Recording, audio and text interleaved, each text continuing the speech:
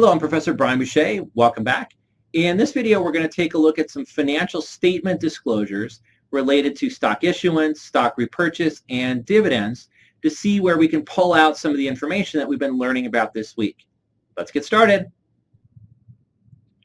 Okay, our disclosure example, we're going to look at Pupco, which manufactures health drinks for dogs and cats. So things like low-fat bacon smoothies or tuna and chia seed shakes. And we're going to look at Pupco's shareholder equity disclosures to answer the following questions. What are shares issued, shares outstanding, and par value for the common stock? How much cash did Pupco get from issuing new shares in 2012? How much cash dividends were declared and paid in 2012?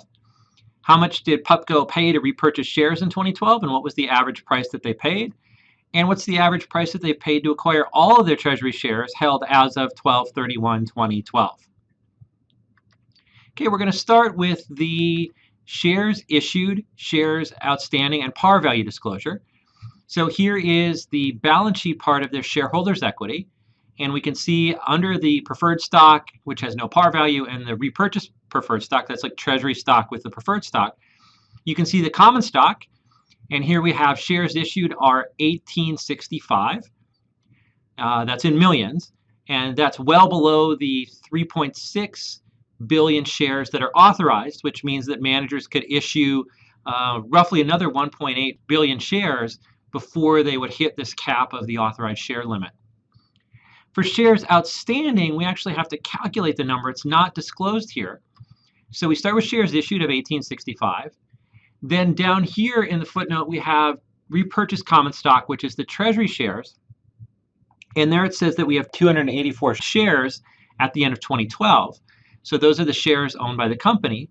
So shares outstanding is the difference between those two, which is 1581. And then for the par value, we look back up here in the common stock line, and we can see that the par value is 1 2/3 cents per share. Why in the world would a company? Dave, let me handle this one.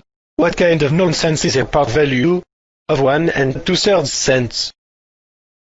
You know, I tried to research this. I looked at the real company, and I could not find how they came up with a par value of 1 2/3 cents. So my guess is that they really wanted to do 1 5/9 cents, but that would sound too ridiculous, so they decided to do something more conventional like 1 2/3. The next question was to look for cash from new stock issuances. So what I brought up here is part of Pupco's statement of shareholders' equity. So as our first look at one of these statements of shareholders' equity. There's a top section which is on preferred stock and repurchase preferred stock, which is the preferred treasury stock. And then below that we have common stock, where there was a beginning balance, shares issued, and an ending balance. And then below that, capital in excess of par value, or APIC. There's a beginning balance, some stock-based compensation stuff that we'll talk about next video, and shares issued. So the two lines that have shares issued here are what we're looking for. So they got 1 million of par value of common stock, plus another 46, so that's 4.5 billion of APIC, which means the total common stock issued was 4547. Now let's go to the statement of cash flows. This is the financing section, and we can look for this proceeds from stock issuance on the cash from financing, and it's let's see where. No. It's I don't see it. So it appears that there was no cash flow from issuing shares. There's no line on here that says proceeds from issuance of common stock. So that means that they must have gotten no cash from this new stock issuance. And in fact, what happened is, I don't show it here, but there was a disclosure at the bottom of the SCF saying that the shares were issued for an acquisition, which was a non-cash activity. So Pupco issued the shares in return for getting the company. There was no cash flow involved, so it doesn't show up in the cash flow statement. So to find share issuances, you want to look at the statement of stockholders' equity, and then to see how much of that was cash versus non-cash, you need to go to the statement of cash flows. A trick question. What about the proceeds from exercises of stock options? How do you know that some of the new shares were not for stock option exercises? That's a good point. The proceeds from exercise of stock options could be cash received from issuing the new shares, at least part of them. But as we'll see in the next video, the stock options were satisfied with treasury stock, not with new shares. So if you look at the whole footnote, you can eventually find out that that's not the answer. Next, we're going to take a look at dividends declared. And to see this, we go to the Statement of Stockholders' Equity again. There's a section for retained earnings and AOCI, or in this case, AOCL, Other Comprehensive Loss. So just quickly look, we're not going to talk about the AOCL in the rest of the case, but we'll take a quick look at it. So here at the bottom, you have beginning balance. Then you have each of the four items that we talked about that go through here. Foreign currency translations for subsidiaries outside the US, derivative gains and losses on cash flow hedges, pension-related gains and losses, and then the one that we've covered, unrealized gains or losses on marketable securities, which are under the available for sale method. If we go back up to the top, we have retained earnings. We've got a beginning balance, goes up by net income, and then we have all the cash dividends declared. So there's common dividends of 3022, that's $3 billion, 1 million of preferred dividends, and 12 million of dividends on restricted stock. This is stock that was given to managers as part of their compensation. So that's a total of 3 billion dividends declared, so 3035. If we go to the statement of cash flows, the cash from financing section, and we look in the middle here, there's cash dividends paid, 2978. And so we can see here is that Pubco has not paid all the dividends that they've declared in cash. There's a timing difference between when they declare it and when they pay it, and it must straddle the fiscal year ends. And so there's going to be a change in a dividends payable as a result of this. So dividends declared we can get from the statement of shareholders' equity. Dividends actually paid in cash we get from the statement of cash flows. That is a lot of dividends. Why the lamb would the company pay such big dividends when it is borrowing so much money? They should just stop the dividends and stop the borrowing. Yeah, that's a good point. Pubco borrowed about $8 billion, and yet they're paying about $3 billion in dividends. But as we talked about previously, companies do not want to cut dividends because it will be viewed as a bad signal to the market.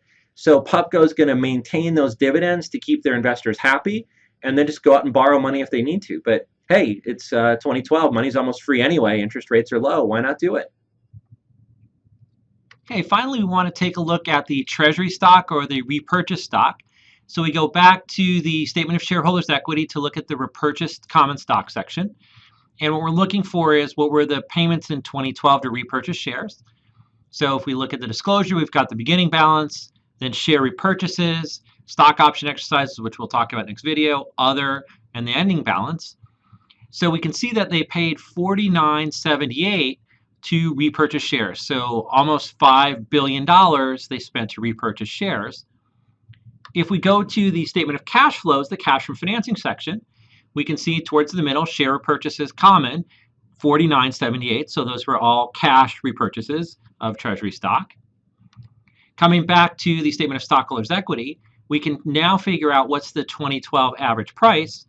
So we can see that the $49.78 was paid to acquire 76 million shares.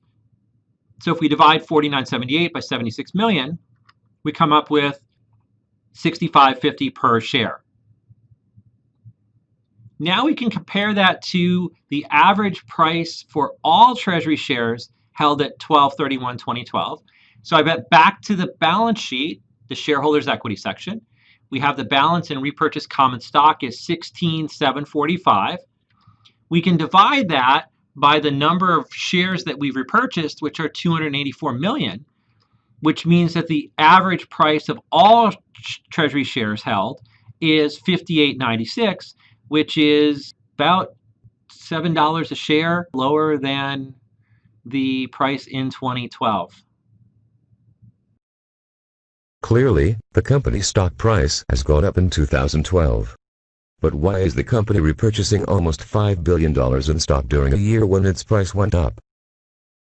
Yeah, I agree. It's weird at first blush to see the company buying back so much stock when their stock price is increasing. But again, it could be one of these motivations that we've talked about earlier. So even though Pubco's stock price is going up, management could still feel it's not going up enough. They're still undervalued. I mean, Have you ever seen Pupco stuff on the shelves? They must sell really quickly because they never have it when I'm in the pet food store. Or it could be that, as we'll talk about next video, Pupco has a lot of employee stock options, a lot of restricted stock grants, and they just may need to buy tons of their own stock to satisfy the stock-based compensation without having to issue new shares, which would dilute the current shareholders. So one of those reasons could still apply even though their stock price is going up. And so quite a few times in this video, I talked about stock option or stock-based compensation related issues that we would get back to in the next video. So we will pick this up next time looking at those specific disclosures. I'll see you then. See you next video.